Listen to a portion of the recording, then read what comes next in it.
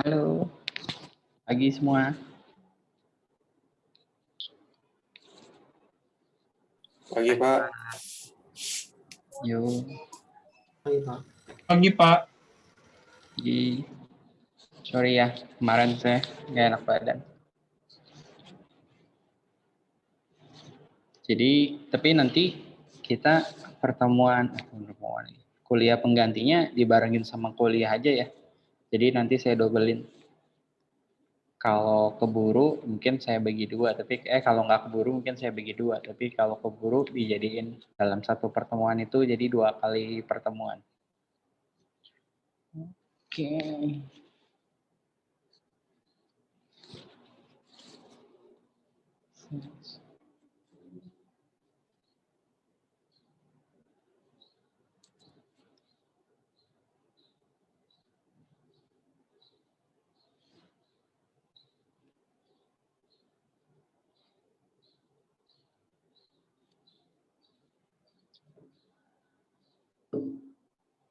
Oke, kita mulai aja ya. Oke, jadi hari ini kita fokus ke metode pencariannya. Jadi sebelumnya setelah kalian sedikit mengetahui apa itu artificial intelligence, gimana cara dia berpikir, gimana cara dia mengambil keputusannya. Nah, sekarang kita ke arah gimana cara dia melakukan metode pencariannya. Oke.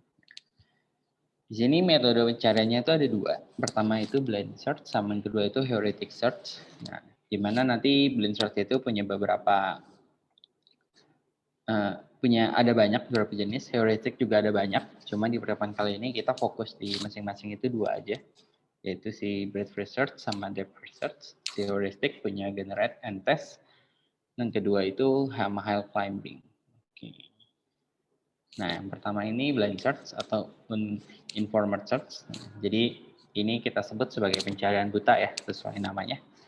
Jadi biasa kita pakai ini untuk kasus di mana kita tuh nggak punya informasi awal yang bisa kita gunakan. Ya. Jadi jalan satu-satunya ya kita cobain semua gitu kan. Kita sampai tahu gitu kan, sampai ke tujuan atau kita temuin goalnya itu ada di mana. Oke, nah ini contoh macam-macamnya. Ada banyak kayak tadi saya bilang. Jadi ada breadth research, ada deep research, ada uniform cost search, ada depth limited search gitu. Tapi kita fokus kedua ini aja. Yang saya warnain, breadth research sama deep research. Oke, yang pertama BFS. Oke, nah jadi si BFS ini gini, dia itu pencariannya itu dimulai dari paling atas atau dari level 0 atau dari semestanya atau dari simpul A, itu sesuai contoh. Nah, dia itu akan menuju ke tujuannya gitu. Misalnya di sini tujuannya itu adalah K. Nah, si BFS ini dia menggunakan prinsipnya prinsip FIFO.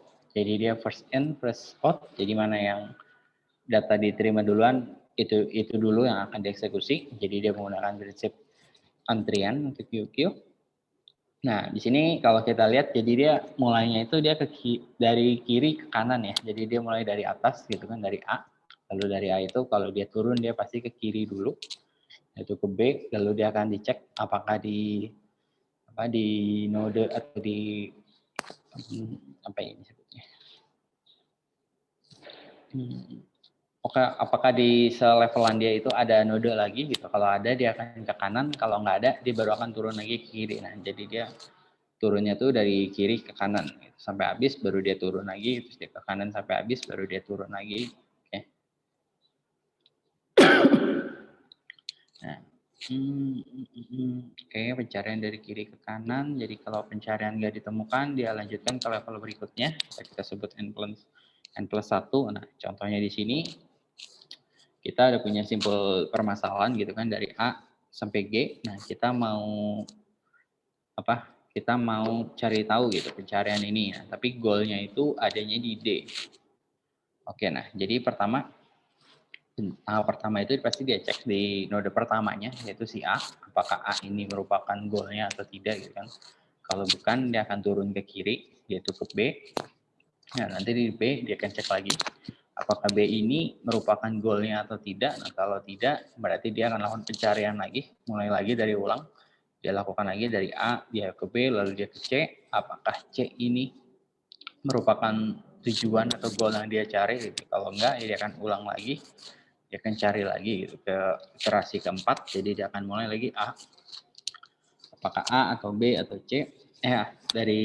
Dia ulang dari awal lagi, dari A, dia ke B, ke C, lalu dia ke D. Apakah dia ini goalnya atau bukan? Nah, kalau ini goalnya, maka pencarian ini akan berhenti. Oke. Pencariannya udah berhenti ya.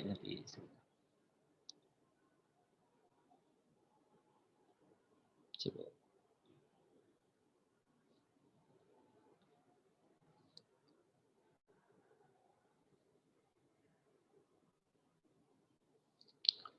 Jadi kalau si BFS, contoh aja ya. Contoh case BFS. Jadi biasanya kita akan tentuin gitu, ketika tadi si A ke D itu dia butuh berapa kali proses atau berapa kali iterasi. Nah, kalau tadi kan kita bisa ambil kesimpulan dari simpulan pertama itu dia ke A, dari simpulan kedua.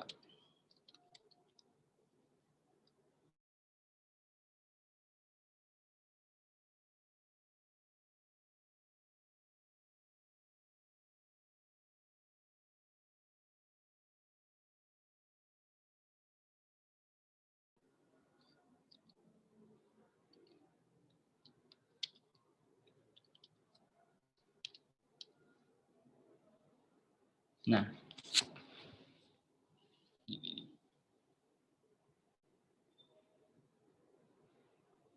timpang sih, oh bisa ya.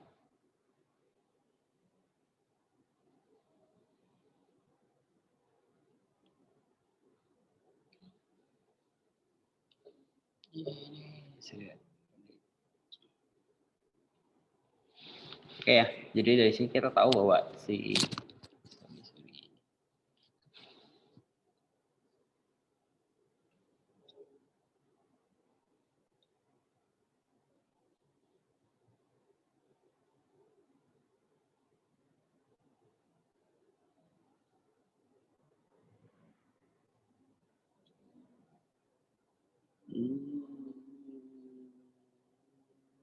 ya sinilah.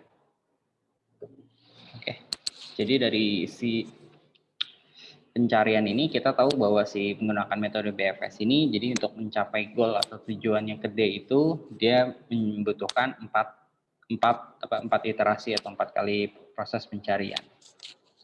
Nah, jadi biasanya kalau disuruh gitu kan, jadi kita ditentuin bahwa pencarian ini butuh berapa iterasi, jadi kalian bisa jelasin dengan metode BFS bahwa yang si proses pencariannya itu, kalau metode BFS itu seperti ini, bahwa di pencarian iterasi pertama dia akan mengecek ke A, iterasi kedua dia akan ngecek ke A dan B, iterasi ketiga dia akan cek A, B dan C, iterasi keempat dia akan cek A, B, C, dan D. Tapi ketika dia sampai goal atau tujuannya udah ditemukan, maka pencariannya itu udah akan berhenti atau selesai. Oke, nah sekarang kita ke DFS atau Depth First Search. Nah, DFS. Oke, nah DFS ini bedanya itu dia menggunakan prinsip last in atau first out. Jadi mana yang paling dekat gitu, ibaratnya paling terakhir, terus itu yang akan dikeluarin. Oke, jadi menggunakan prinsip tumpukan atau stack.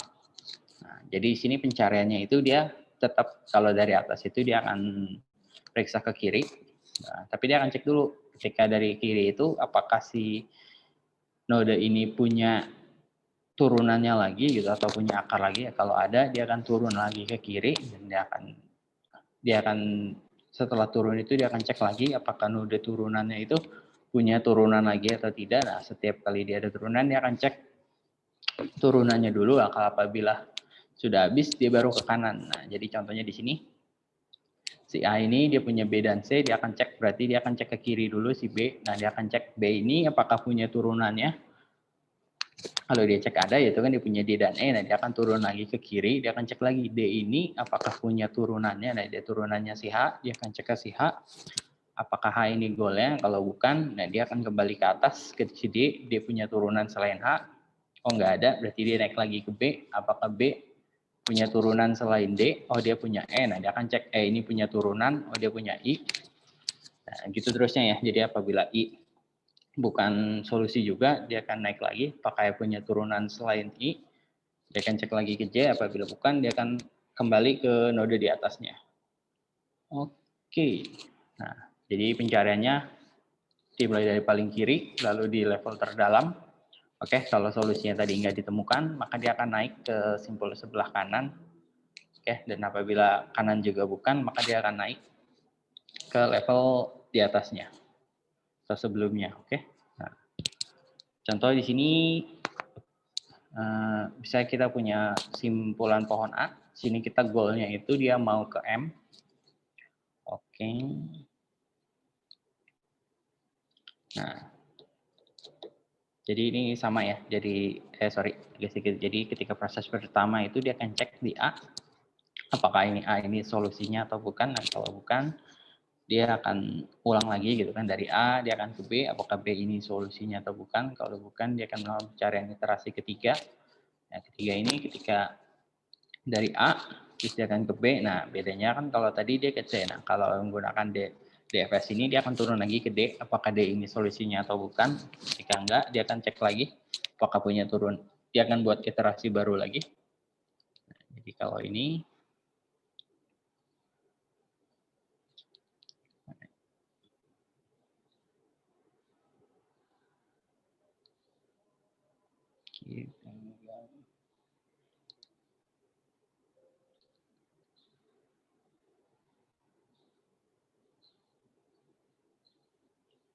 iya, yang tadi, yang BFS menggunakan Vivo ya. Jadi mana yang masuk duluan dia yang dieksekusi.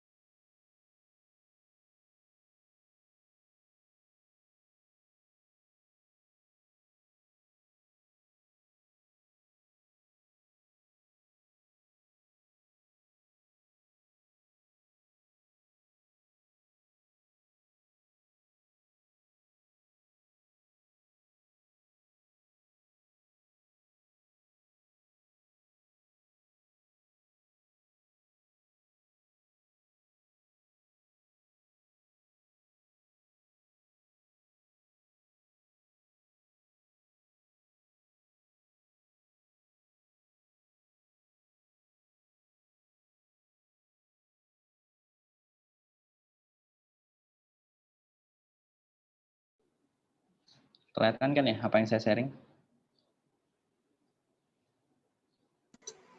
Kelihatan, Pak. Oke.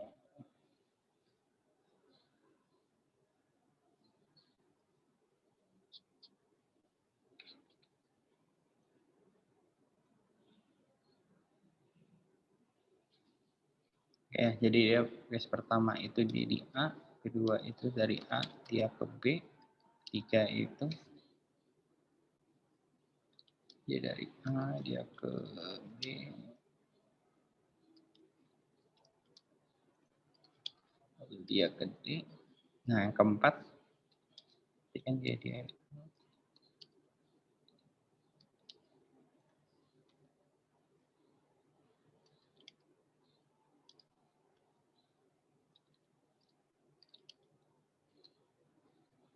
Dia ke H, oke. Ini masih belum ya, berarti kan dia belum ditemukan tuh solusinya. Solusi kan tadi dia mau ke M.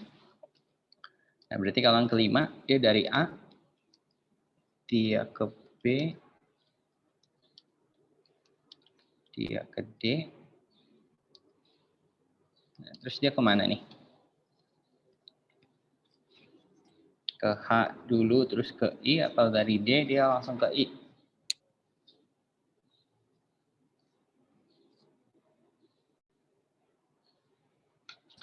Ayo.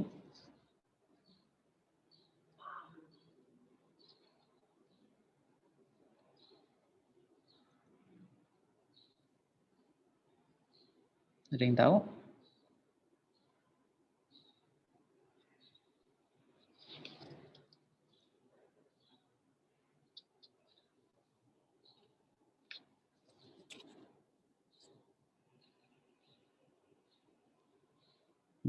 Ini hening saya putus atau emang? Ke I, Pak. Tes. I mungkin, Pak. Oke. Waduh. Oke, mungkin sih. Ke I ya. Jadi dia nggak cek ke H dulu, tapi dia dari D itu langsung ke I. Oke, karena tadi H itu bukan solusinya. Nah, berikutnya ke 6. Kalau I juga bukan solusinya, berarti pencarian berikutnya dia kemana? J. Dari A, dia ke slide yang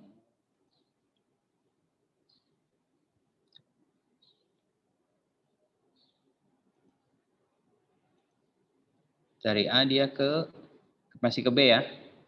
Karena yang di B masih belum dia cek semua.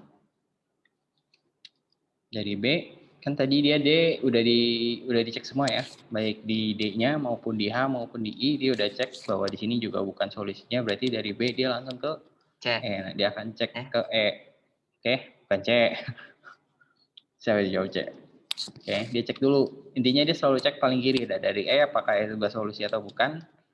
Kalau bukan berarti dia cek lagi apakah si E ini punya turunannya atau tidak. Nah, kalau ada, dia pasti cek dulu turunannya yang ada di sebelah kiri gitu. Berarti dari A dia ke B, terus dia ke E, dari E dia ke J. Nah, apakah J ini merupakan solusinya? Kalau bukan, dia akan lakukan lagi iterasi ke-8. Dia akan cek tuh apakah si E ini punya turunan lain selain J. Nah, kalau si J ini punya turunan lagi. Nah, kalau nggak ada, dia baru ke sebelah kanannya. Oke, jadi dari A, dia ke B, lalu dia ke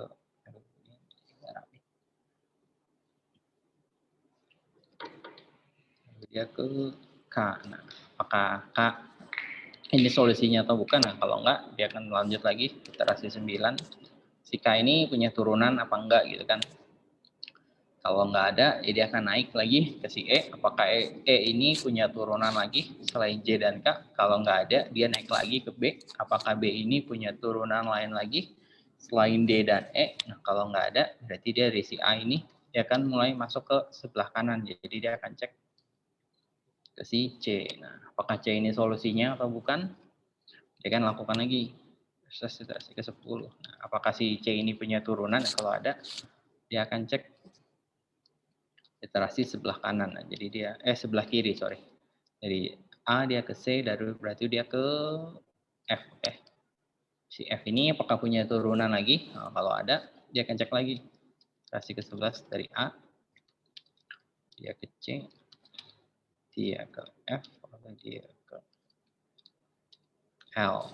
Nah, apakah si L ini punya turunan lagi? Gitu kan? Kalau ada, dia akan cek lagi turunannya si L. Kalau nggak ada, dia akan naik apakah si F ini punya turunan lain selain L. Oke. Dia baru mulai mengarah ke kanan ya. Jadi kalau ada 3, dia akan cek dulu. Misalnya si L, M, N ini turunan dari si F. Berarti dia akan cek terus L, M, sama si N. Ke 12.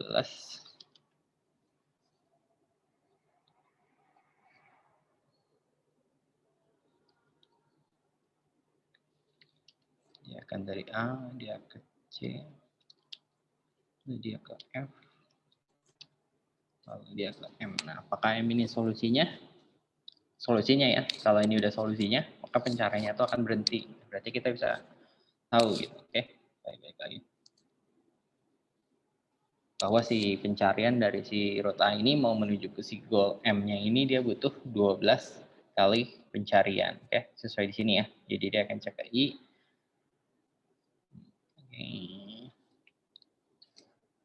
Jadi dia akan cek ke I, dari kalau I yang udah habis dia akan naik gitu kan ke E, apakah E dia cek ke Q juga, kalau udah habis juga gitu kan J dan K juga bukan solusinya, dia baru naik pindah ke sebelah kanan yaitu ke C, apakah dia C, punya turunannya lagi gitu kan F dan G. Nah, apakah F punya turunannya lagi, oke dia akan cek terus oke, sampai ketemu goal. Ketika goal udah ditemukan dia akan berhenti.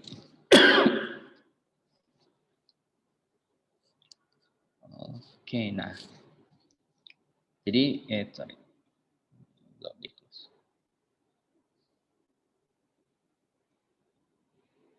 Ini perlu di. Jadi ini ya, kalau si menggunakan metode DFS, dia akan memeriksa dari kiri ke bawah dulu, apakah turunannya sampai habis, baru dia ke kanan. Nah, kalau menggunakan BFS, dia itu dari kiri dia langsung ke kanan, di kiri kanan dia baru turun ke bawah.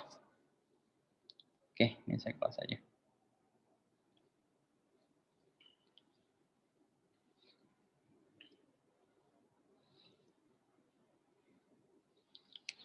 Oke. Nah, sekarang dari si performa metode pencarian itu biasanya ketika ada banyak tuh tadi metodenya, nggak cuma dua tadi tuh BFS dan DFS. Nah, biasanya itu kita menentukan kenapa kita memakai metode itu. Biasanya kan 4 faktor. Yang pertama ini completeness, yaitu kita apakah si metode tersebut menjamin adanya solusi gitu kan, apakah menggunakan metode itu solusinya bisa ditemukan atau tidak. Yang kedua itu complexity time-nya, jadi kalau kayak tadi kan kita lihat menggunakan DFS mungkin kayaknya lebih simple gitu atau apa, dari kiri ke kanan atau ini yang ke bawah itu menurut kalian dari segi time complexity-nya mana yang bisa menemukan solusi yang lebih cepat gitu, iterasinya itu jauh lebih pendek dibandingkan menggunakan metode pencarian yang lain. Yang kedua itu space complexity-nya. Jadi kalau semakin banyak gitu kan memori yang semakin sedikit memori yang dibutuhkan untuk menemukan solusi tersebut itu semakin baik. Yang ketiga itu optimality. Nah, jadi kalau tadi kan kebetulan solusinya itu hanya satu gitu. Solusinya misalnya adalah M. Berarti kan kita udah pasti tahu solusinya adalah M. Gimana kalau tadi ini solusinya tuh ada dua. Gitu. Misalnya ada O dan si M dan O gitu. Gimana caranya menggunakan metode pencarian ini gitu kan. Solusi mana yang paling walaupun si M ketemunya lebih cepat gitu dibandingkan O, tapi bisa menjamin nggak apakah solusi si M ini lebih baik dibandingkan dengan si O. Oke. Nah, ini perbandingan algoritmanya aja. Jadi antara si BFS, DFS, dan beberapa metode pencarian yang si pencarian random search information search ini. Jadi dari segi waktu, dari tempat, optimal dari kelengkapannya. Oke. Ini bisa kalian hitung ya. Jadi kalau kalian mau nyari dari segi waktu gitu, kalian bisa tahu estimasinya dibandingkan dari si B itu jumlah cabangnya. Pangkat dari kedalaman si cost solution-nya itu, sedangkan kalau si tempatnya itu sama dipangkatin, kalau si DFS itu dia dikali. Oke, ini buat informasi aja sih. Oke, nah sekarang kita masuk ke heuristic searching. Nah, kenapa kita butuh gitu kan sih pencarian heuristik ini ya? Karena pertama si blind search itu punya kelemahan. Itu yang pertama itu kelemahannya itu lama. Kayak tadi kita lihat kan. ketika mau mencari ke si M itu semua metode itu dicek lagi, ketika nggak ditemukan dia cek lagi, dilakukan lagi, otomatis memorinya juga besar. Ketika ruang masalahnya itu besar, jadi dia nggak bisa cocok karena keterbatasan kecepatan memori. Oke. Jadi maksudnya sih oke lah kalau parameter pengukurannya itu cuma satu gitu kan, tapi kalau parameternya ada 5 atau mungkin lebih gitu kan, berarti kan pangkat tuh kayak tadi, misalnya kayak solusinya ada percabangannya ada 10 pangkat 5 kan udah lumayan besar memori kita yang kepake. Nah, sini solusinya itu pencarian si heuristik. Jadi pencarian heuristik itu menggunakan suatu fungsi untuk menghitung biaya perkiraan atau estimasi gitu kan, suatu simbol menuju ke simpul tujuannya. Jadi dia cuma menghitung biaya estimasi ya. Jadi bisa jadi ini tuh bukan solusi yang paling baik, cuma ini merupakan one of the best solution gitu. Ibaratnya solusi yang diberikan itu mungkin emang bukan solusi yang terbaik, tapi ini merupakan solusi beberapa solusi yang mungkin terbaik gitu atau cukup dibandingkan goalnya, tapi yang paling cepat dicarinya. Oke.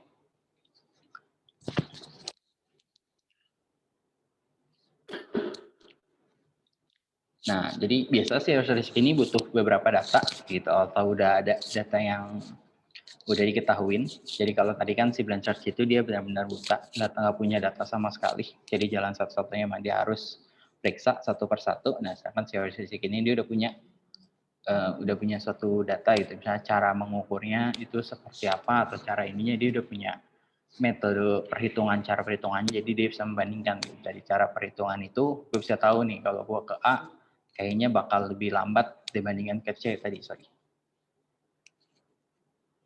Misalnya saya ke sini. Nah, dari sini misalnya dia udah punya data nih dari A ini, misalnya mau menghitung jarak gitu, dia udah punya rumus perhitungan jarak atau apa. Nah, jadi dia bisa estimasi kalau gua ke B itu hasil estimasinya misalnya menghasilkan waktu 120, sedangkan kalau A ke C itu menghasilkan waktunya itu butuhnya 90.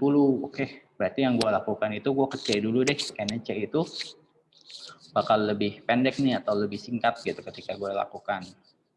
Nah, kurang lebih seperti itu. Sorry. Atau misalnya kayak baju saya nih, ketika saya bangun gitu atau saya berangkat untuk mau ngajar, otomatis kan saya harus memilih baju gitu kan. Nah, kalau saya menggunakan blend search itu otomatis saya akan coba dong. Saya buka lemari saya bakal cobain lemari itu baju satu persatu tuh, mana baju yang paling pas buat saya mengajar. Nah, beda kalau heuristik ini saya udah punya satu knowledge gitu, gue udah tahu oh kalau ngajar itu gue butuh yang rapih nih, butuh yang sopan, berkarakter ini ya. Jadi secara otomatis baju-baju di lemari itu udah difilter nih. Oke, baju yang kaos, oh ini nggak dipakai, nggak usah dites, nggak usah dicoba gitu ibaratnya. Oke, nah ini macam-macam si pencarian heuristik, pencarian apa tadi namanya, heuristik. Oke, jadi ada banyak juga sebenarnya, nggak lebih dari ini. Oke, tapi di sini kita akan coba beberapa, mungkin 3 teratas ya, si generate and test, climbing, sama best first search. Oke. Nah, pertama generate and test. Oke. Ini sorry ya, agak belang-belang. Karena saya nggak nemu versi Indonesianya. Tapi nggak apa-apa kok, sama aja. Oke, jadi kalau si generate and test ini yang paling gampang. Jadi dia bikin dia generate dulu sebuah possible solution-nya gitu kan. Ketika ada suatu case, dia generate dulu possible kemungkinan yang terjadi itu bakal ada berapa. Lalu dia tes apakah solusinya ini benar atau bukan gitu. Kalau benar, ya udah selesai. Tapi kalau bukan, ya dia akan bikin lagi generate solution kedua gitu. Solution beberapa kemungkinan kedua.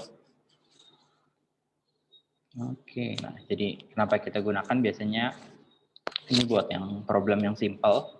Oke, jadi kalau problemnya besar, banyak kemungkinannya, otomatis ketika nanti dia buat generate berapa kemungkinan, otomatis kan udah gede banget tuh.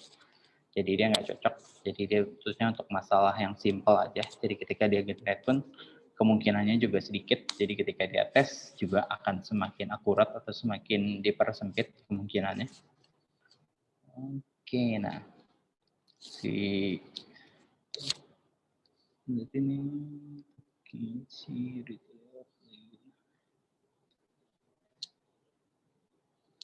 Oke, GetNet Entes ini dia nggak buat menentukan mencari tujuan solusi yang terbaik. Intinya dia cuma tes kalau ini merupakan sebuah solusi ya udah close gitu. Walaupun mungkin di beberapa tes possible kemungkinan lain tuh ada solusi yang lebih baik gitu atau solusi yang paling baik. Nah, tapi si GetNet Entes ini pokoknya ketika dia coba ini merupakan sebuah solusi gitu kan, walaupun bukan solusi yang terbaik ya udah dia tetap anggap ini solusi dan dia close permasalahannya. Jadi dia sesimpel itu aja sih.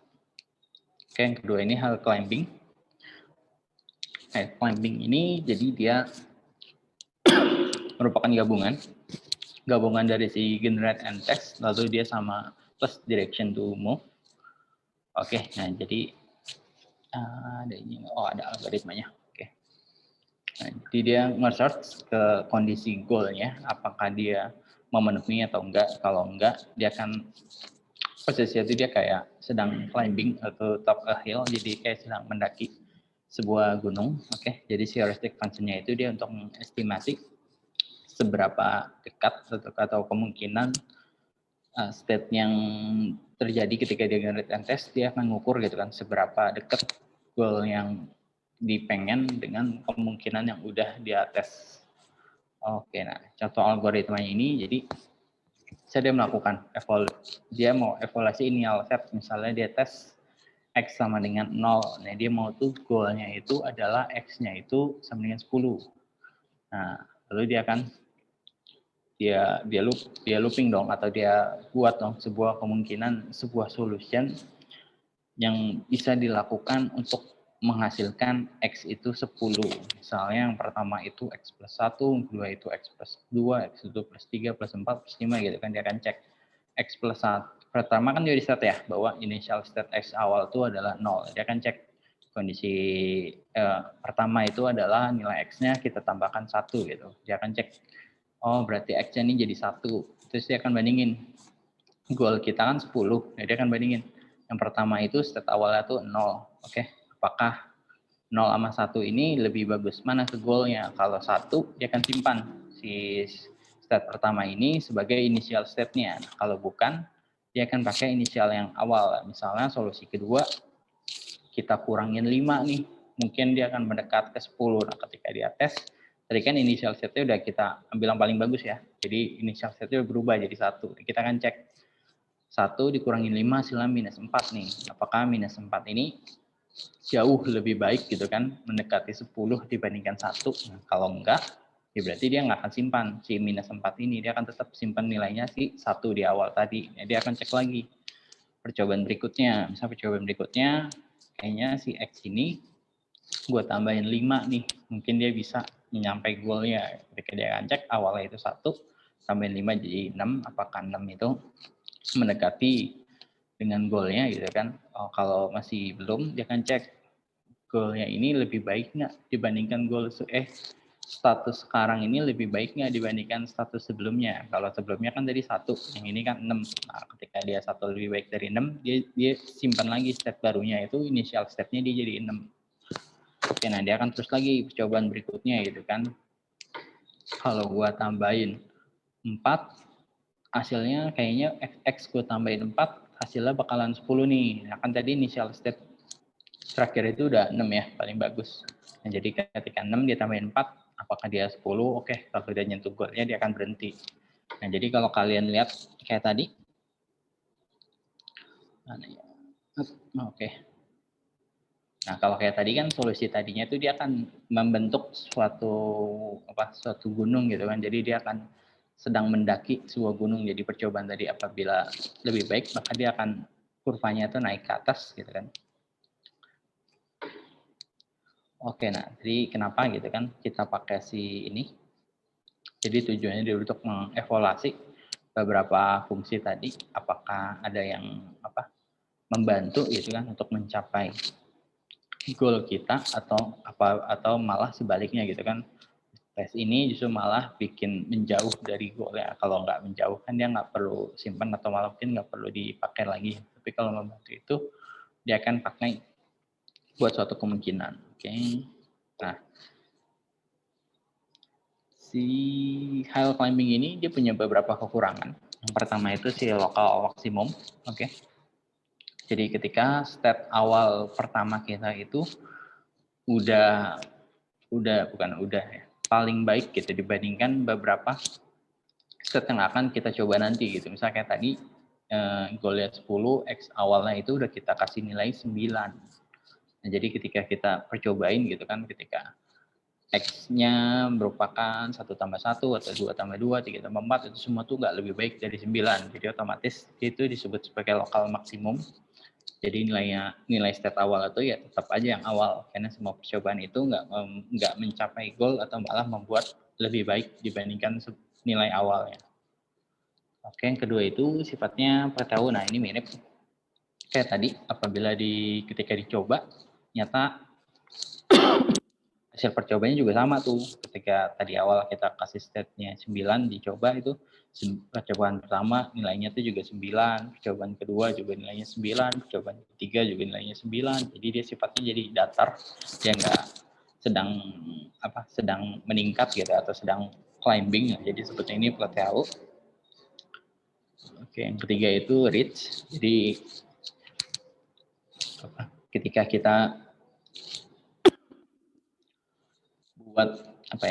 kita buat suatu nilai awal itu dan ke goalnya kita itu ternyata itu parameter yang kita buat itu justru membuat setiap kali kita bandingin atau apa itu justru malah semakin turun gitu atau enggak memungkinkan dia untuk naik. Misalnya itu nilai awal yang kita kasih itu misalnya adalah -1. Goalnya itu kan adalah -100 gitu. Ya nggak apa-apa deh -1 gitu. Goalnya itu mau ke 10. Nah, tapi operasional yang kita lakukan itu selalu kita kurangin malah. Jadi -1, -5, -1, -3, -1, -4, -1, -2, -1, berapa. Jadi kan bukannya naik, malah dia makin turun terus gitu kan. Jadi ketika dieksekusi, ya bukannya dia semakin menemukan solusi, malah dia makin nggak mungkin gitu untuk naik aja itu udah nggak mungkin. Oke.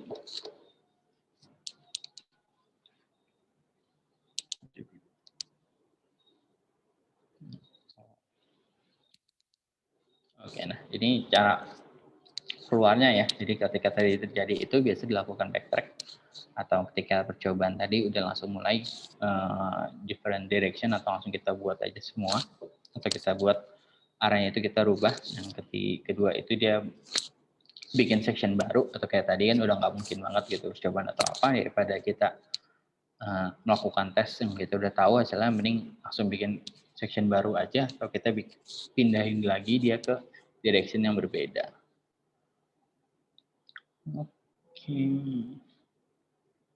Oke, nah jadi si hill climbing ini suka disebut juga sebagai metode lokal karena dia menentukan apa yang harus dilakukan berikutnya, gitu kan? Jadi only at immediately the consequence of its choice. Nah, jadi benar-benar hal yang dilakukan berikutnya itu berdasarkan ketika tadi dites konsekuensinya itu apa gitu kan. Kalau lebih baik baru langsung dilakukan, tapi ketika enggak ya udah stop. Ketika ada hal lebih baik, baik itu dilakukan langsung immediately, langsung segera dilakukan. Oke. Nah.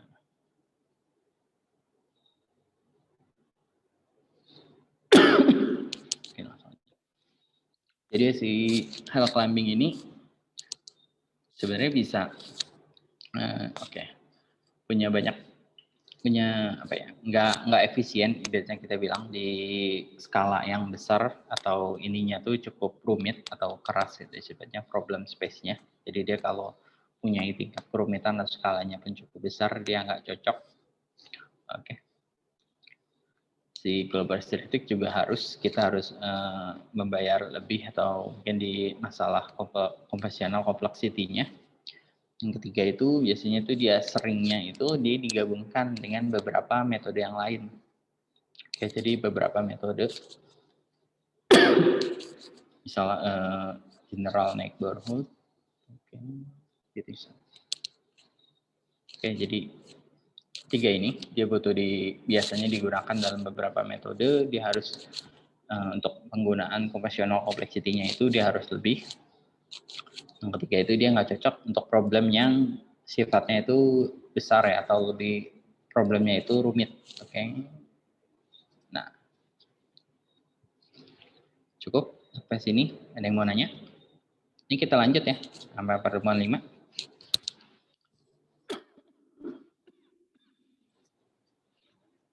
Oke, sampai sini ada yang mau nanya dulu?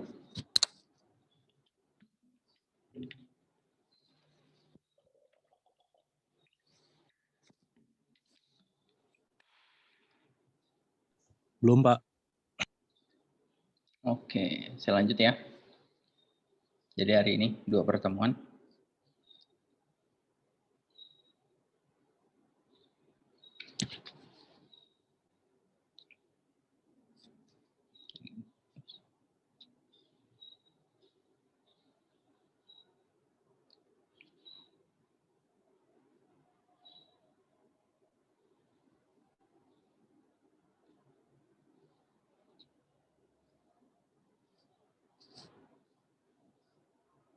Mana dia?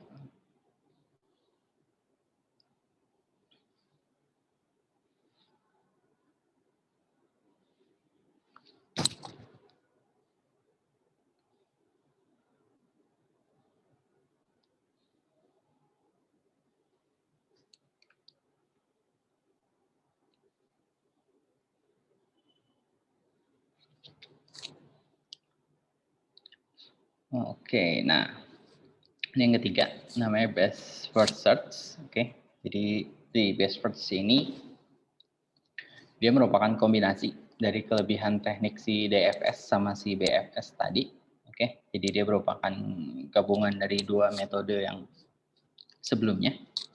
Oke, nah jadi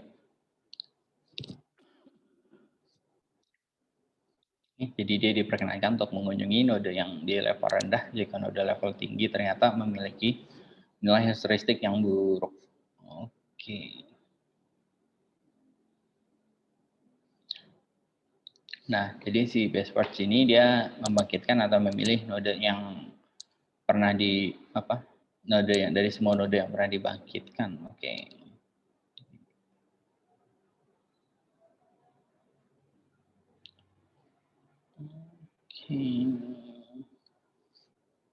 Oke ya. Nah, jadi si pencarian tadi kan kalau sebelumnya kan dia random tuh. Kalau si BFS ini kita saya bilang sebelumnya, dia udah nentuin dulu apakah si node ini baik atau buruk gitu kan. Kalau dia lebih baik dia akan bangkitin dulu atau kita lakukan dulu gitu kan. Tapi kalau dia buruk ya bisa jadi dilakukan mungkin nanti apabila yang lebih baik tadi itu bukan solusi atau malah mungkin tidak pernah dia cek sama sekali gitu. Oke. Nah, jadi si fungsi heuristik itu baik lagi ya. Kita katakan itu baik jika bisa memberikan biaya perkiraan yang mendekati biaya sebenarnya. Kalau kayak tadi kan saya bilang bahwa si heuristik itu dia nggak bisa mencarikan solusi yang terbaik. Nah, tapi kalau udah bisa mendekati gitu, biaya sebenarnya atau mungkin mendekati goalnya itu udah kita anggap bahwa ini fungsi heuristiknya udah cukup baik. Oke, jadi semakin baik atau malah mungkin bisa mencapai goal yang paling baik ya udah otomatis sih fungsi heuristik ini udah semakin baik. Oke, nah ini contoh. Ini contoh aja. Jadi misalnya dalam proses pencarian rute terpendek kita mau tahu ya kan biaya panjang jalan sebenarnya. Nah, jadi di sini oke.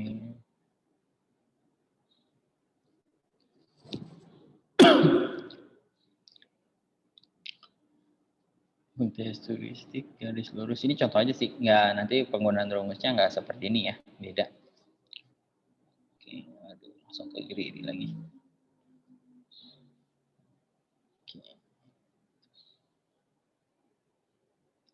Ini jadi contoh misalnya perhitungan dia mau menghitung rute terpendek dari pencarian jalan raya. Nanti kan dari A ke B, B ke C gitu kan, C ke D. Nah, angka si 16, 100 sama 10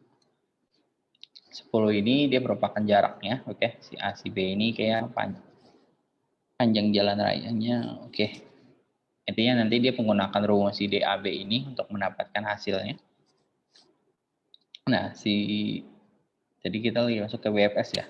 Best first ini dia ada dua algoritma. Yang pertama itu greedy best first search, yang kedua itu algoritma A. Algoritma A bintang atau algoritma A. Oke, nah si greedy best first ini dia menggunakan algoritma paling sederhana ya. Jadi dia menghitung biaya perkiraannya aja. Oke, jadi karena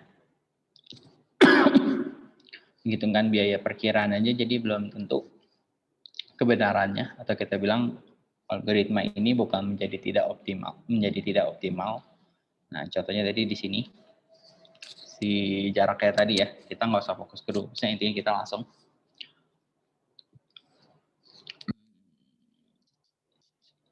nah ini ada banyak jalan nih, kayak dari awal ini kita ada di si S atau si semesta ini.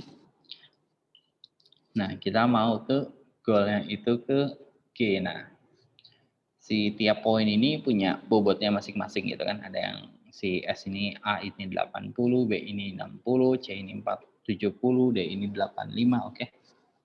Nah, ketika dia mau ke si B ini, dia punya nilainya nih. Misalnya dari S dia mau ke A itu 10, jaraknya tuh 10 gitu kan. Dari S dia mau ke B jaraknya itu 25. Oke, nah tapi bobotnya ini cukup tinggi nih, atau misalnya si A ini tapi punya bobot masing-masing.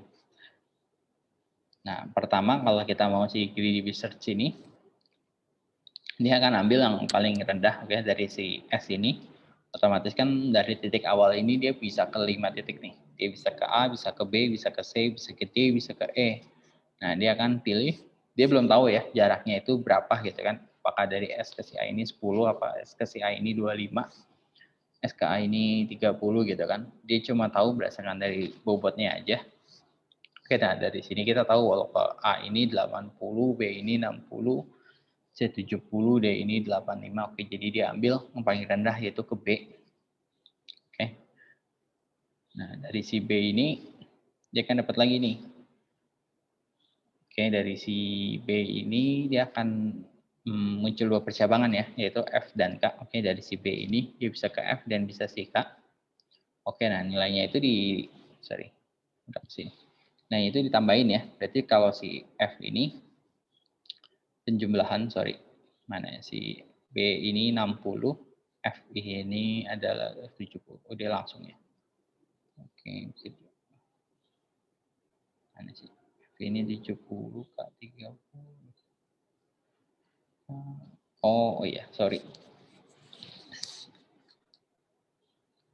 Oke, oh ya, sorry. Ini cuma biaya perkiraan ya. Jadi dia nggak dijumlahin. Nah, dari ketika di B ini dia ada pilihan lagi kan. Dia dari A, dia ke C, dia ke D, bisa ke E. Dan kalau si B ini kayak nota 2 DPI, dia bisa langsung ke F, bisa si K. Nah, dari sini dia lihat lagi biaya perkiraannya tadi, mana yang paling rendah. Yaitu dia adalah ke si K. Nah, jadi dia akan otomatis dari sini dia akan memilih si K. Nah, dari si K ini ada berapa percobaan lagi. Misalnya si G ini adalah goalnya. Oke. Jadi 0. Nah, dari si menggunakan estimasi ini kita tahu bahwa ketika ke sini yang akan dia pilih ini adalah dari S dia ke B, dia ke K baru ke G, S B K G ya. Oke, benar. Dengan total jarak tadi kan 25 tambah 50 tambah 30 tuh 105, oke. Jadi menggunakan sini. Nah, padahal kalau dari sini kita tahu nih ada metode lain sebenarnya yang lebih hemat sebenarnya kan, yaitu metode mana? Misal kalau melewati dari A dia langsung ke G itu kan butuh 100 tuh, lebih cepat. Oke, misalnya atau dari dia S dia ke B, dia ke F, dia ke K baru ke G, itu kan berarti 25, 30, 70, 100 juga tuh sama. Oke, atau misalnya dari dia S dia ke A, A ke B, B ke F, nah itu kan juga lebih rendah lagi tuh, 10, 20, 25, 65, 95. Oke. Sebenarnya ada banyak gitu kan solusi yang sebenarnya itu jauh lebih efisien dibandingkan si SBKG ini kan 105. Oke. Nah, Oh iya sebenarnya pakai si SBA. Nah, oke. Jadi benar ya tadi si SBA FKG itu ternyata solusi yang paling optimal tuh, yaitu hanya 95. Oke. Nah, jadi dari sini kita bisa bilang bahwa si greedy behavior ini nggak menemukan solusi optimal, dia cuma menemukan solusi yang paling cepat aja gitu kan. Oke, dan dia juga jadi kita bisa bilang oke lah kalau ini masih tingkatannya masih beberapa tingkatan pendek gitu. Ketika ini panjangnya udah 10 kali lipat dari ini kan otomatis si greedy ini udah makin nggak akurat lagi gitu. Dia hanya bisa melakukan solusi yang paling cepat, tapi bukan yang tapi bukan yang paling optimal ya. Oke. Nah, kalau si algoritma A bintang ini bedanya tadi itu kalau tadi cuma perkiraannya, tapi ini dia tambahin lagi biaya sebenarnya. Oke, jadi si G ini merupakan biaya sebenarnya dari node ke node. Oke, kalau si N ini biaya perkiraan. Oke, jadi kayak tadi. Baik lagi ke case tadi ya. Jadi ini semua SBA itu semua yang bawah ini ternyata biaya perkiraan ya. Biaya perkiraan yang perjalanan itu biaya yang udah ditempuh atau sebenarnya. Nah, bedanya di sini itu dia akan jumlahin biaya perkiraan sama biaya sebenarnya. Jadi kalau kayak di sini kan si E ini mana? E ini 74 gitu kan. Biaya sebenarnya atau biaya perjalanannya itu 10. Jadi total itu ada 84. Oke, kalau ke D itu biaya itu 85, biaya sebenarnya itu 35. Berarti kan dia ada 120. Dan gitu juga dengan C. C itu ada 70, itu 30, 10 gitu kan, ini 80. Nah, dari sini ketika udah dijumlahin tuh biaya estimasi sama nilai perjalanannya, dia akan cari. Oke. Nah, ini dari S ke G. G-nya 0. Oh, dia nggak kemana-mana ya. Oke. Nah, yang pertama S ini dia nggak kemana-mana ya. Makanya 0 ke 80. Nah, dari perbandingan tadi A, B, C, D, E ini, dia akan cari mana yang paling pendek, mana yang paling rendah atau paling singkat gitu atau paling pendek, yaitu pertama si E 84. Berarti si E awal ini node ini kita akan bergerak ke si E. Oke, nah ketika dari E dia kan jumlahin lagi dong. Dari si E ini dia bisa ke J ya. Dari si E ini bisa ke J, bisa ke D. Oke. Dia akan jumlahin lagi tepat dari awal dia bisa ke A, bisa ke B, bisa ke C, bisa ke D, bisa juga sini. Dia bisa ke D, bisa juga ke J. Nah, dia akan cek J ini otomatis kan udah bertambah tuh perjalanannya. Otomatis kan bahwa ternyata yang setelah dibandingin si B ini jadi lebih pendek nih, ya kan dibandingkan si J. Dia akan cek dulu ke si B. Nah, ketika si B dia akan cek kan bahwa si B ini muncul lagi tuh, dia bisa ke F, bisa di K. Ketika dijumlahin lagi total perjalanannya, gitu kan, untuk nyampe ke F dan si K, dia akan bandingin lagi, oh ternyata A ini lebih pendek nih, ya kan, dan cara semua A, B, C, D, J, F, K ini, dari si K ini, dia akan dapat lagi dong, berapa kemungkinan lagi kan, dari si A ini dia bisa balik lagi, dia bisa ke B, bisa ke F, langsung, bisa juga langsung ke K, bisa juga langsung ke G. Nah, dari sini kita bandingin ternyata titik ke F yang paling pendek. Nah, dari si F ini ada berapa kemungkinan lagi. Oke, dari awal dia bisa ke C, bisa ke D, dia bisa ke J, bisa langsung ke K, bisa juga langsung ke G. Nah, dari sini kalau K itu yang paling rendah, 95, ya kan, terus sampai ke G goalnya. Nah, otomatis kan menggunakan si A ini nyata dia temukan nih bahwa solusinya itu untuk mencapai goal itu adalah dari S ini dia ke A, dia ke B, ke F, ke K. Oke. Nah, jadi solusinya itu nyata 95. Nah, jauh lebih baik atau jauh lebih efisien. Dua-duanya sama-sama menentukan goal, mencapai tujuannya yaitu ke G. Nah, tapi di sini kita bisa bilang bahwa algoritma A ini dia bisa menemukan solusi yang lebih optimal gitu, dibandingkan algoritma si greedy tadi. Oke.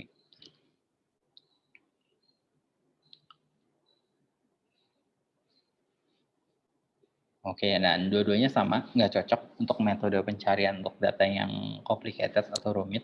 Jadi dia bisa jauh lebih lama malah mungkin. Oke, sampai sini. Ada yang mau nanya dulu untuk BFS sebelum kita lanjut.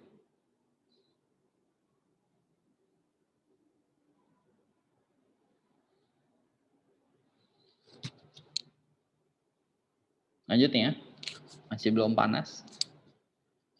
Setelah udah berarti ya 3 ya, DFS, BFS. Oke, nah ketiga, sorry. Berikutnya kita ke constraint certification problem. Constraint certification problem atau saya singkat CSP ya. Dia merupakan suatu permasalahan yang tujuannya itu mendapatkan suatu kombinasi dari variabel-variabel tertentu gitu untuk memenuhi suatu aturan gitu kan atau constraint tertentu. Oke, nah biasanya itu ada state dulu yang didefinisikan oleh variabelnya gitu kan, bisa x apa punya value-nya itu dari sebuah domain. Oke. Nah, goal testnya itu adalah sebuah himpunan constraint yang memberikan kombinasi yang diizinkan untuk mengisi variabel. Oke, nah ini contoh kasusnya. Oke. Jadi contoh kasusnya ini kita punya suatu peta ya. Jadi misalnya ini peta benua Australia. Oke, dan di sini kita minta kita tahu ya bahwa si Australia ini kita kebagi menjadi beberapa benua. Ya kan ada Western Australia, ada Northern Territory, South Australia, Queensland, New South Wales, Victoria, dan Tasmania. Oke. Nah, jadi si benua ini gambar kanan itu kita buat gitu kan, sebagaimana grafik tree-nya atau pohon binary-nya. Oke, jadi dia dibentuk menjadi seperti di kanan itu, jadi dia singkat ada WANT, ini sama aja kiri kanan. Bedanya yang A ini bentuk petanya langsung, yang B ini udah bentuk dalam diagram tree-nya. Oke, nah jadi kita anggap bahwa setiap tiap benua, tiap provinsi, tiap negara atau tiap negara bagian dari si benua Australia ini sebagai variabel. Oke, si Western Australia ini WA, oke, Queensland Key, Northern Territory itu NT. Oke, jadi kita anggap setiap negara bagian ini sebagai variabel. Ranahnya itu atau ini kita mau mewarnai tiap negara bagian ini dengan 3 warna. Oke, itu red, green, and blue. Oke, nah tapi kita ada syarat nih. Syaratnya itu untuk tiap wilayah yang berbatasan itu harus berbeda warna nih. Oke, jadi misal kalau Western Australia-nya merah, berarti Northern Territory atau South Australia-nya itu nggak boleh merah juga. Kalau warnanya sama, itu nggak memenuhi ya. Jadi kalau ininya merah, Northern Territory-nya itu harus biru atau hijau gitu kan. Ketika Northern biru atau hijau, Queensland-nya juga harus warna yang lain nih. Oke, kurang lebih seperti itu. Nah, jadi menggunakan CSP ini kita bisa membuat solusinya. Oke, nah contohnya di sini ini ada solusi dari saya. Oke, jadi si Western Australia ini misalnya saya warnain merah, Northern Territory saya warnain biru, Queensland-nya merah, South Australia-nya juga biru, New South Wales-nya saya warnain hijau, Victoria-nya merah gitu kan, North Australia-nya itu juga hijau ya, jadi otomatis kan sesuai ya, tiap warna itu nggak saling berbenturan warnanya. Oke. Nah, sekarang kita gimana nih kalau menggunakan metode CSP ini, kita mau cara melakukan pewarnaan ininya tuh seperti apa? Oke, yang pertama constraint graph. Jadi binary si CSP tadi sebuah constraint yang menghubungkan maksimum 2 variabel. Oke. Jadi nggak boleh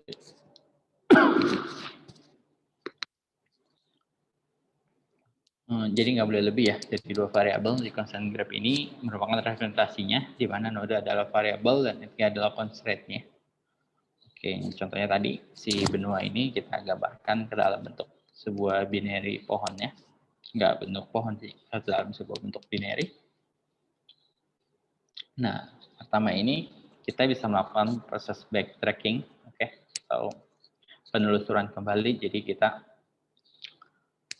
mirip kayak DFS tadi, deep research. Jadi solusi parsialnya itu melanggar constraint, backtracking melakukan kembali solusi dari parsial sebelumnya. Oke, jadi apabila ketika melakukan pengecekan itu melanggar jadi atau salah, berarti dia naik lagi ke posisi sebelumnya. Jadi dia benar-benar mirip kayak DFS tadi. Masih ingat kan ya DFS yang tadi? Jadi ketika dia cek turunan ke bawahnya, kalau itu salah atau bukan solusi, dia akan naik lagi ke atasnya atau ke sebelumnya. Oke, teknik look ahead. Oke, nah kedua itu ada forward checking. Forward checking itu dia melakukan look ahead. Jadi ketika kita udah kasih tahu, dia akan lihat dulu ke sekelilingnya apakah aman atau bakalan terjadi konflik gitu kan, atau terjadi masalah nggak. Kalau terjadi masalah dia bisa melakukan backtracking, tapi kalau aman dia akan melakukan proses berikutnya. Oke, jadi dia ada dua ya. Pertama itu si backtrackingnya, kedua itu dia sebenarnya look ahead dulu. Apabila aman dia akan lanjut lagi, gitu look ahead lagi. Apabila jadi salah atau terjadi kemungkinan error apa, dia bakalan backtracking. Oke, jadi si backtracking ini juga dia bisa menghapus ya. Jadi walaupun kita udah beri nilai, kita bisa tarik kembali gitu nilai yang udah kita berikan. Nah, yang pertama ini minimum remaining value. Jadi suatu teknik yang kita kembangkan gitu kan untuk menangani masalah kemungkinan besar kegagalan dalam pencarian menggunakan CSV. Oke, jadi si MRV ini bekerja dengan memilih variabel yang memiliki domain legal atau paling sedikit kemungkinan untuk membuat suatu dead end atau kesalahan yang besar. Oke.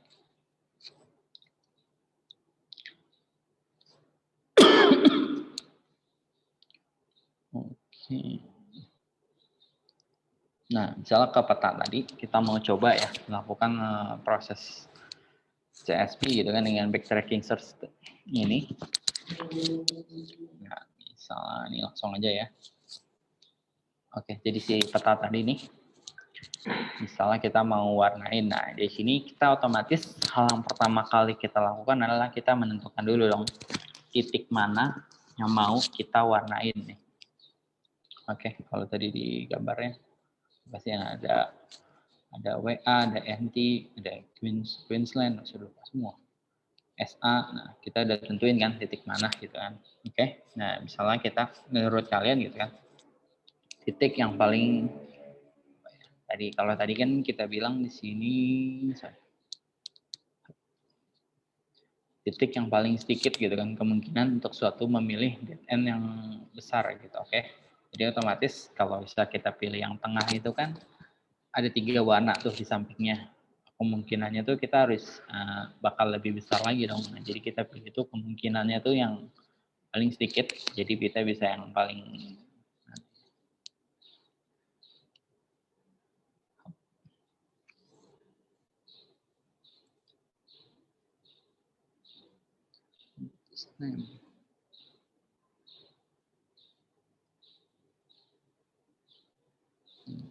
Oke.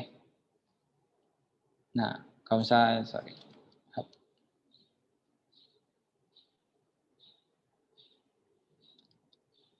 misalkan kita pilih titik sini, kan otomatis dia ada 3 kemungkinan ya, di kiri, di bawah, sama di kanan. Jadi ada 3 kemungkinan ini bahwa kemungkinan datanya itu cukup tinggi. Jadi ibaratnya kemungkinan probabilitasnya itu semakin banyak. Sedangkan kalau kita pilih di sini, kan dia hanya 2 tuh, di kanan atas sama kanan bawah. Kemungkinannya itu jadi jauh lebih sedikit. Sama juga kan kalau di sini kan sama ya, ada 3 komparasinya. Jadi kalau kita di sini, nah ini juga 1. Oke, 1 terlalu rawan, malah juga cukup rawan. Oke, dan di sini juga sama, ada 3. Oke ya, nah, jadi kalian bebas sih menentuinnya. Cuma ya baik lagi, ketika kalian ada 3 itu, tingkat kemungkinan percobaan kalian itu percabangannya tuh makin tinggi, oke. Tapi kalau misalnya anggaplah saya pilih sini kan nih percabangan awalnya hanya 2 nih, kemungkinan kayaknya cukup mudah gitu. Walaupun saya belum tahu juga, bisa jadi nyata malah jadi lebih rumit. Oke. Nah, jadi misalnya saya pilih yang kiri tadi otomatis saya bisa milih dong, saya tentuin kiri ini saya awalnya tuh mau saya warnain merah, biru, hijau atau biru kah, gitu kan, sesuai kondisi tadi. Kalau misalnya saya pilih warna merah, maka ada lagi dong kemungkinan untuk titik atasnya ini saya bisa warnain warna biru atau warna hijau atau warna biru. Oke, saya tentuin lagi kan. Ya, misalnya kalau saya mau ambil yang atasnya saya warnain hijau, jadi kan ada kemungkinan lagi tuh untuk titik kanan itu saya bisa warnain merah lagi atau saya warnain biru. Oke. Nah, kalau saya warnain merah, ya, di sini kan biru. Oke, kalau di sini misalnya gitu kan, saya warnain di titik keempat gitu kan, saya lanjut gitu kan, titik keempat saya warnain merah, otomatis kan dia kena tuh melanggar aturan. Saya warnain hijau juga melanggar aturan. Saya warnain biru juga melanggar aturan. Oke, otomatis kayaknya nggak bisa nih kalau misalnya saya pakai warna biru. Oke, jadi saya bilang kiri nih, kiri ini misalnya saya warnain biru, otomatis kan nggak melanggar aturan tuh.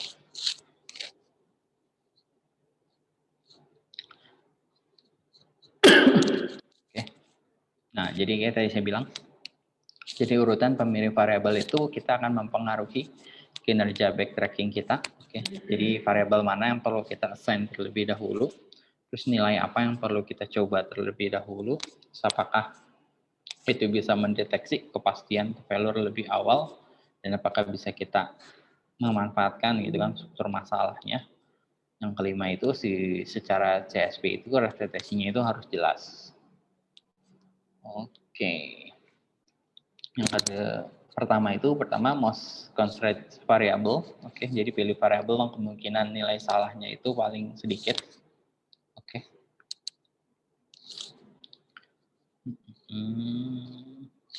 Atau kita bisa bilang sebagai MRV, heuristic, juga suka disebut most variable or a file first. Oke. Oke ya, jadi prinsip satu itu pertama, kalau kita mau membuat ini kita harus tahu kemungkinan nilai sahnya itu paling sedikit. Yang kedua itu variabel paling membatasi, jadi pilih variabel yang terlibat constraint atau variabel lain yang belum di-assign yang paling banyak atau di breaker. Oke, kalau ada dua atau lebih variabel yang sama bagusnya menggunakan prinsip satu. Oke. Yang ketiga itu less constraint value, jadi nilai yang paling membebasi.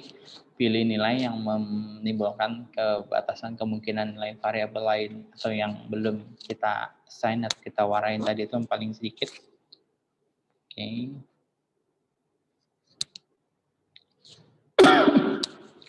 Nah, berikutnya kita masuk ke, tadi kan ada masalah backtrackingnya tuh. Nah, sekarang kita ke forward checkingnya. Oke, nah ketika udah kita warnain tadi itu kita catat gitu kan, kemungkinan nilai sah dari sebuah variabel yang belum di-assign atau ada sebuah variabel yang kemungkinan nilainya sah gitu kan. Jadi kalau failure langsung kita backtrack. Nah, jadi idenya itu kita simpan nilai valid variabel yang belum di-assign. Jadi ketika tadi misalnya kita warnain merah, ketika ada kemungkinan MT-nya itu bisa biru hijau, kan Q-nya itu bisa merah, biru, hijau masih bebas gitu kan. Tapi si SA-nya itu udah nggak bisa merah, itu bisa biru, hijau. Semua kemungkinan kita catat. Oke, nah ketika kita warnain lagi di sana hijau, ada kemungkinan berikutnya kan si WA-nya udah hijau, pencilannya WA-nya merah, pencilannya hijau, berarti ada kemungkinan MT-nya itu harus biru, si NSP-nya itu bisa merah, bisa hijau, V-nya itu masih bebas. Oke. Tasmania juga bebas. Oke. Nah, setiap kemungkinan yang kita warnain itu kita catat lagi tuh semua kemungkinan lagi yang ada kan. Oke. Bila ada satu variabel yang udah nggak bisa kita pakai nih, misalnya si SA ini udah jadi bingung kan, dia mau warnanya apa nih, misalnya udah ada bentrok. Ya berarti ini kita harus hentikan gitu kan. Berarti kita harus ketika ada kemungkinan yang membuat bentrok ini langsung kita hentikan, kita stop. Oke, kita ganti nih komposisinya atau kita menggunakan pemberian nilai variabel yang berbeda. Oke, nah contoh sequence rate propagation ini.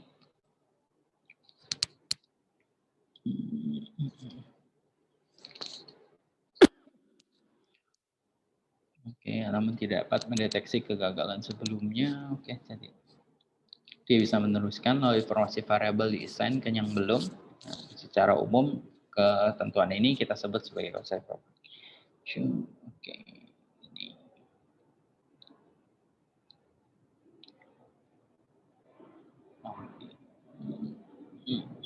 Untuk sederhananya,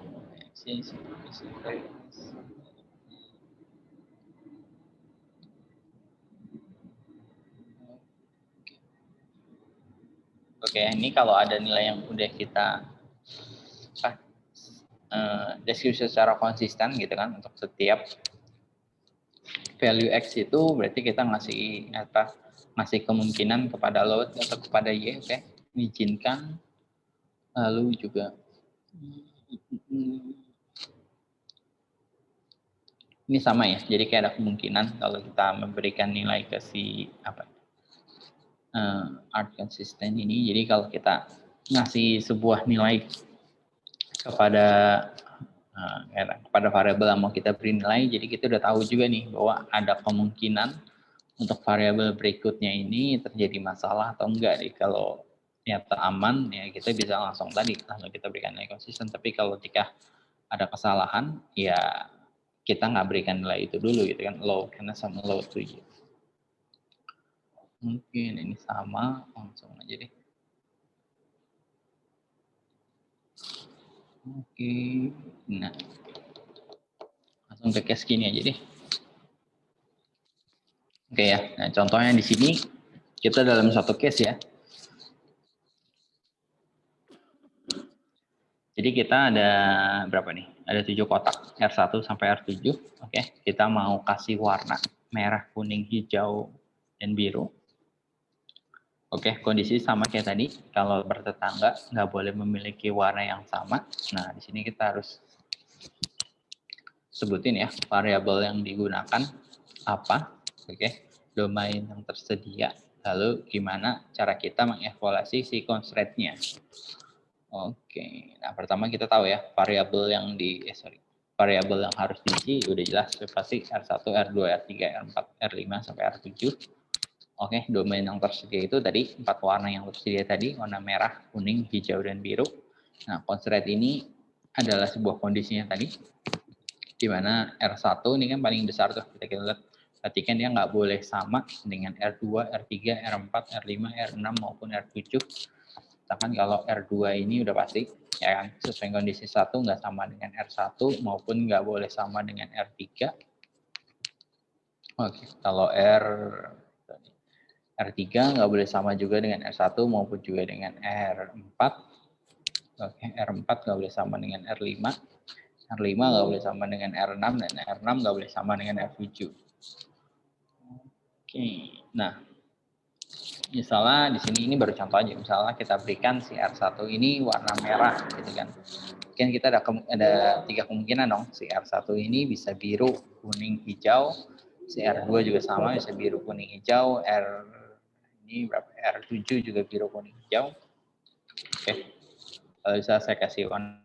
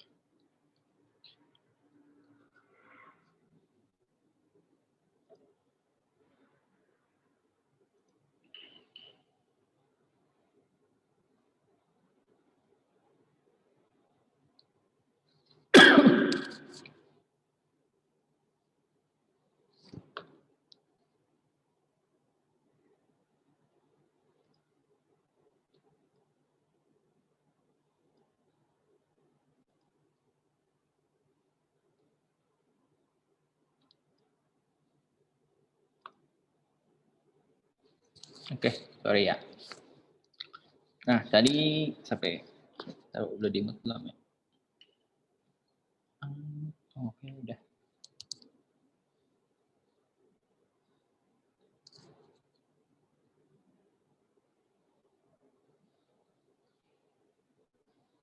Oke, kita lanjut ya.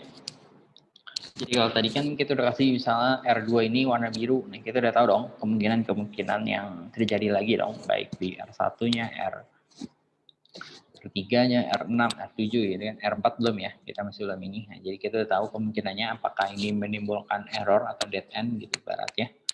Kalau enggak, kita bisa lanjut gitu kan. Kita mau warnain R3, warna apa, terserah gitu kan ibaratnya.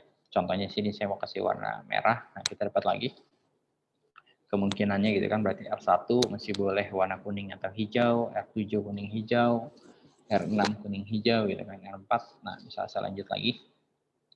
Si R4 ini saya warnain biru lagi gitu kan, saya udah dapat lagi kemungkinan buat R1, R5 dan R6-nya.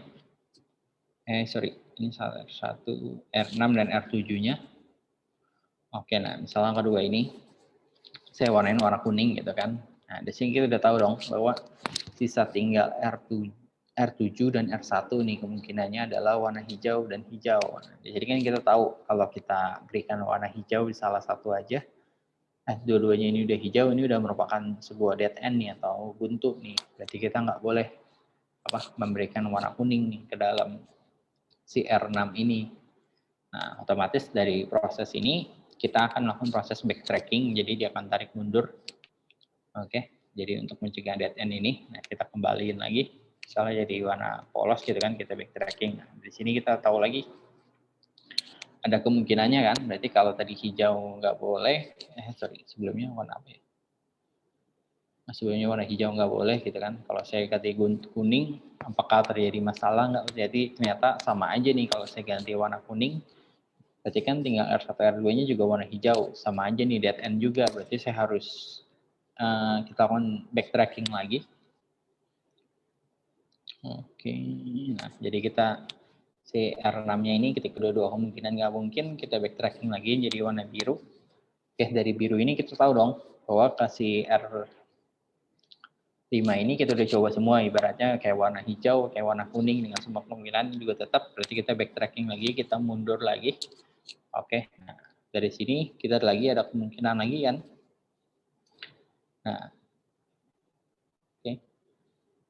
Nah, dari sini kita tahu juga bahwa kalau kita ganti warna kuning pun, kemungkinannya pun juga berarti tetap sama. Jadi dia nggak merubah kemungkinan di si R1 dan R7 dan R6-nya. Jadi kita melakukan proses backtracking lagi. Oke. Kita coba, kita nggak menemukan atau solusinya ini buntu, kita lakukan proses backtracking lagi, oke dia buntu lagi gitu kan, kita ganti warna, menemukan solusi atau enggak, ketika nggak ditemukan, kita backtracking lagi, ini saya agak percepat aja ya. Jadi ketika si hijau ini juga bukan solusinya, dia backtracking lagi gitu kan, ketika udah bukan dua-dua, semua udah kita coba, bukan solusinya, dia kita backtracking ke sebelumnya lagi. Oke, nah kita pemberian warna lagi, kita ganti gitu kan, jadi kuning, apakah sesuai atau enggak. Nah dari sini nyata oke, nah kita ganti gitu misalnya dari tadi itu kita coba kalau ke R1-nya ini kita warnain lebih dahulu, apakah ada kemungkinan gitu kan. Nah dari sini nggak ada masalah, kita coba lagi warna kuning atau apa. Nah sampai kita nemuin solusinya. Nah solusinya adalah kalau dari saya ya seperti ini gitu. R1-nya warna hijau, R2-nya warna merah, R3-nya warna biru, R4-nya kuning, R5-nya warna biru, R6-nya warna merah, dan R7-nya warna kuning. Oke, jadi mungkin ada kemungkinan warna lain lagi gitu dari solusi. Nah, tergantung dari gimana solusinya dari kalian masing-masing ya. Mulai habis. Oke, sampai sini ada yang mau nanya?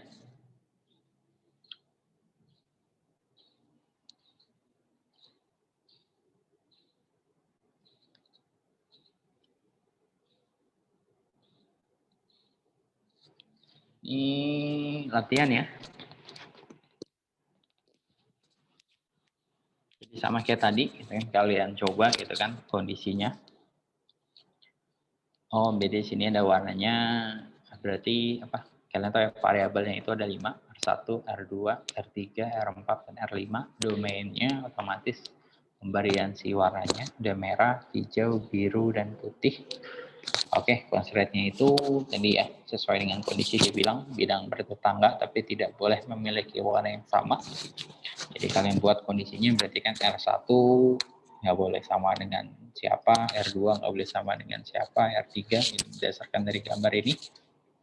Lalu setelah itu kalian coba apa gambar representasi graph coloringnya ya. Contohnya kayak gini, ini kan satu representasi graph coloringnya. Oke.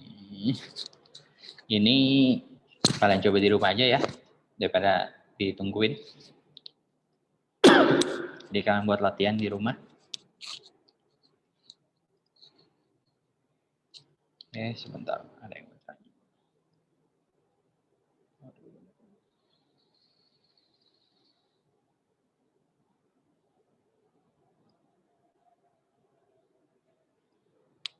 Oh iya, saya lupa absen.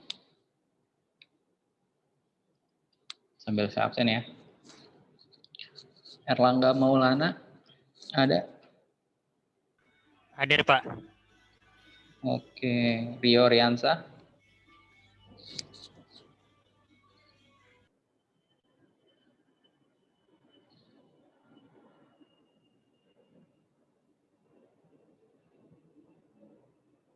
Rio Riansa ada? Hadir Pak, hadir. Hadir. Grasberg Nahumaruri.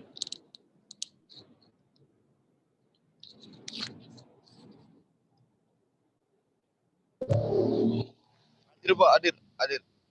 Waduh. Oke.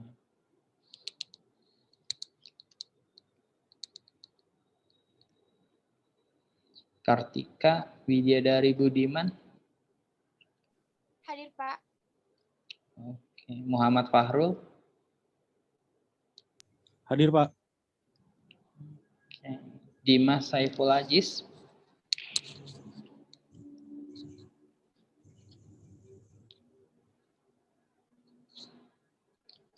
Dimas.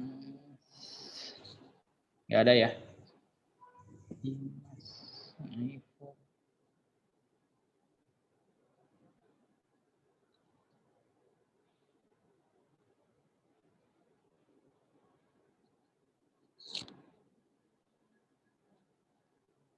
Laude Muhammad Osama.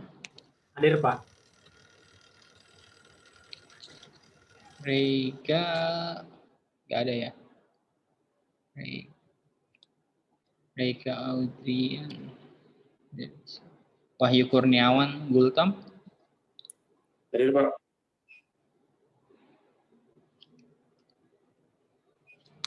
Rizky Edwarda nggak ada. Erlan Inkiriwang. Hadir, Pak. Hadir. Oke. Julfa Malika Amanah. Hadir, Pak. Oke. Aditya Duta Ramadan. Hadir, Pak. Muhammad Reza Pahlavi.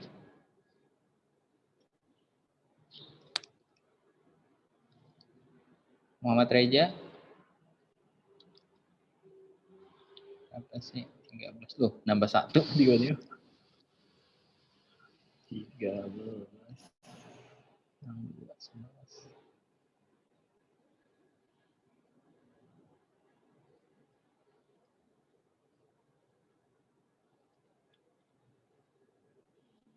Nggak ada ya, Muhammad Reza.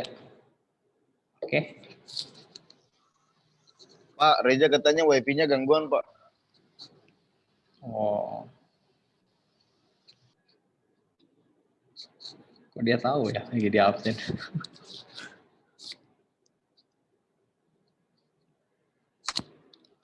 Oke, ada yang nanya nggak sebelum saya akhiri pertemuan hari ini?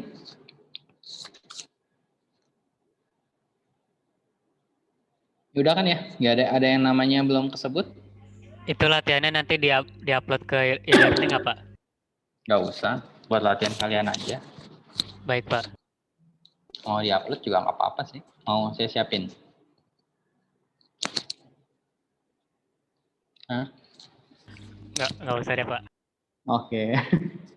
Baik, Pak. Ya, paling ya kalian ya pahamin aja. Siapa tahu UAS keluar, UAS UTS. Ya, Pak.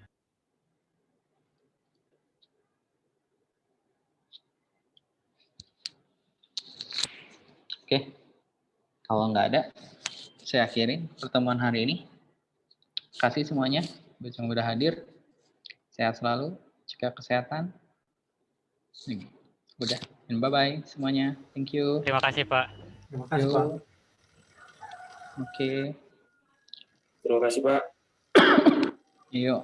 Yuk, aus ya.